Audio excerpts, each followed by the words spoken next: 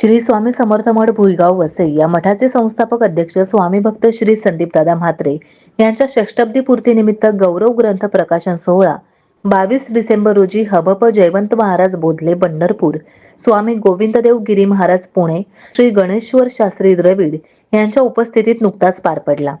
विरार नालासोपाऱ्याचे आमदार राजन नाईक आणि वसईचे आमदार स्नेहा दुबे हे दोघेही या सोहळ्याला उपस्थित होते। श्री संदीपदादा म्हात्रे यांच्या जीवनातील ब्रह्मानंद ही चित्रफित यावेळेस दाखवण्यात आली।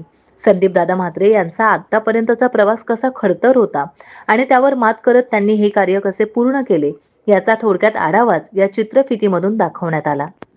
श्री स्वामी समर्थ मठ भुईगाव वसई या मठाचे संस्थापक अध्यक्ष स्वामी भक्त श्री संदीपदादा म्हात्रे यांच्या षष्टब्दी पूर्तीसाठी राज्याचे मुख्यमंत्री देवेंद्र फडणवीस यांनी पत्र पाठवून त्यांना शुभेच्छा दिल्या। श्री स्वामी समर्थ मठाच्या माध्यमातून अध्यात्म, सेवा, संस्कृती संवर्धन आणि धार्मिक चिंतनाच्या माध्यमातून समाजहिताची जी साधना घडत आहे ती निश्चितच प्रेरणादायी आहे। श्री म्हात्रे यांच्या कार्याचा या गौरव ग्रंथाच्या माध्यमातून होत असलेला गौरव महत्त्वपूर्ण असून हा ग्रंथ समाजासाठी प्रेरणादायी ठरेल अशी खात्री वाटते, असे या पत्रात नमूद केले आहे। श्री स्वामी समर्थ मठ भुईगाव वसई या मठाचे संस्थापक अध्यक्ष स्वामी भक्त श्री संदीपदादा म्हात्रे यांनी आपले मनोगत व्यक्त केले।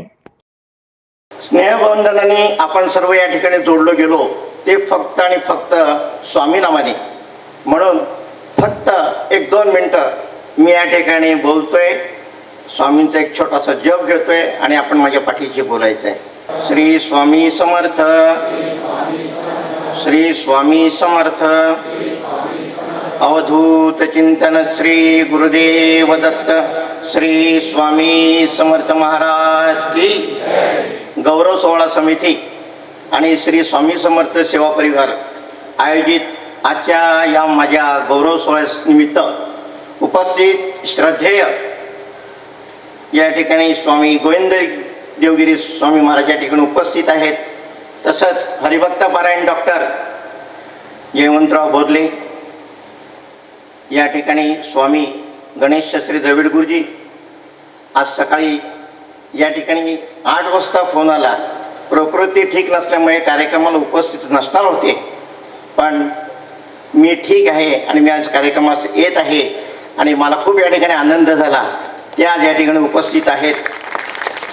तसंच श्रद्धेय हरिभक्त पारायण डॉक्टर जयवंतराव बोधले, वंदनीय स्वामी अद्वैतानंद महाराज, वेदाचार्य कृष्णशास्त्री पळसकर, वेदमुनी श्रद्धेय धनंजय शास्त्री भज्य, उपस्थित महानुभाव, ऋणानुबंध भक्तगण, बंधू भगिनी आणि मातानो, आपल्या सर्वांचे मनपूर्वक स्वागत आणि भक्तिभावपूर्वक मी या ठिकाणी वंदन करीतो। असं सांगतात की साधू संत येती घरा, तो जी दिवाळी दसरा, आणि आजचा हा सोनेरी दिवस म्हणजे आनंदाच्या डोही आनंद तरंग, माझ्या आयुष्यातला आनंदाचा हा उत्कट क्षण। कारण मी या ठिकाणी 2-3 गोष्टी या ठिकाणी नमूद करेन की महाराष्ट्रातील नव्हे तर भारतातील आध्यात्मिक जीवनातील गौरवशाली पर्व म्हणावे असे श्रद्धेय स्वामी गोविंदगिरी स्वामी महाराजांचे सद्गुरूच्या या पवित्र आणि पावनभूमीत चरण स्पर्श तसेच आशीर्वाद लाभणे या आपल्या सर्वांचं भाग्याचं आहे। तसंच आज व्यासपीठावरील या ठिकाणी महानुभाव संत मंडळी उपस्थित आहेत, त्यांचे आशीर्वाद आपल्या सर्वांचे या ठिकाणी शुभेच्छा सदिच्छा माझ्या पाठीशी असणार आहेत। आणि तिसरी गोष्ट मी या ठिकाणी मुद्दाम नमूद करेन की माझी आई आज आपल्या भरल्या नेत्रांनी हा गौरव सोहळा या ठिकाणी पाहते आहे, यापेक्षा आनंदाची व्याख्या काय असू शकते। आज वयवर्ष 28 ते वयवर्ष 60 असं 32 वर्षांचा काळ माझा भगवत चिंतनात गेला, ईश चिंतनात गेला, याचे मला खूप या ठिकाणी समाधान वाटते। परमार्थ करावा अशी अनुकूलता बिलकुल मला नव्हती आणि तशी पूर्व परंपराही नव्हती, पण पूर्वसंचित आणि पुण्यसंचय हे चांगलं होतं, त्यामुळे मला गुरुकृपा लागली, गुरूंचे अनुग्रह प्राप्त झाला आणि हे कार्य या ठिकाणी मी करू शकलो, एक छोटीशी सेवा या ठिकाणी रुजू करू लागलो। असं आहे की सर्वसामान्य कुटुंबात जन्मलेले माझे वडील कैलासवासी यशवंत दामोदर म्हात्रे हे एक धार्मिक वृत्तीचे होते।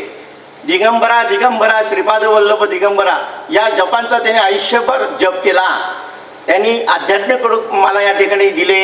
तसंच माझ्या मिसेस सुलभा, आमची थोरली आका सुमनताई यांचे सदैव मला प्रोत्साहन या ठिकाणी मिळाले. पण या ठिकाणी भक्तगण, हितचिंतक आणि सेवेकरी ही सर्व मंडळी माझ्यासोबत होती. त्यामुळे माघ शुद्ध द्वितीयाला 18 फेब्रुवारी 2008 साली या मठाची स्थापना या ठिकाणी झाली. मठ स्थापनेनंतर आजपर्यंत 18 वर्षाच्या या काळामध्ये मठाने आध्यात्मिक, सामाजिक, सांस्कृतिक आणि प्रबोधनात्मक असे कार्यक्रम देऊन संत सेवेचा एक चांगला आदर्श या ठिकाणी घालून दिलेला आहे. जवळपास 322 कार्यक्रम 18 वर्षामध्ये या मठाने दिलेले आहेत. असं म्हणतात की सद्गुरूचं कार्य करत असताना अनेक अडचणी त्या ठिकाणी येत असतात. चढ उतार मी खूप पाहिलेले आहेत, आज तक आहेत, पाहिले कालपर्यंत पाहिलेले आहेत. आणि हे कार्यच असं आहे की त्याशिवाय तुम्ही कार्य पुढे चालू शकत नाही. पण एकच होतं की असं म्हटलं जात होतं की जवळी उभी ही स्वामी शक्ती कळू दे आणि निशंक हो, निर्भय हो, प्रचंड स्वामी बळ पाठीशी नित्य आहे रे मना. या स्वामी वचनाचा प्रत्यय आल्याने माझा परमार्थ आणि प्रपंच अतिशय सुखकर झाला. असं म्हणतात ना की सत्य संकल्पाचा दाता नारायण आणि स्वामी माझा सखा, या दोन गोष्टीवर विश्वास ठेवून हे कार्य मी निस्वार्थ, निरपेक्ष आणि प्रामाणिकपणे केले. त्यामुळे माझे जीवन या ठिकाणी परिपूर्ण, सफल आणि कृतार्थ, धन्य झाले असे मला आज या ठिकाणी वाटते. माझे मार्गदर्शक या ठिकाणी विवेकजी पर्वते आणि त्यांना सहाय्य करणारे आमचे प्रकाशजी राणेबोला, की सर्वांचं नाव मी आज या ठिकाणी घेत नाही आहे. प्रत्येकांची या ठिकाणी चांगली सेवा रुजू झालेली आहे.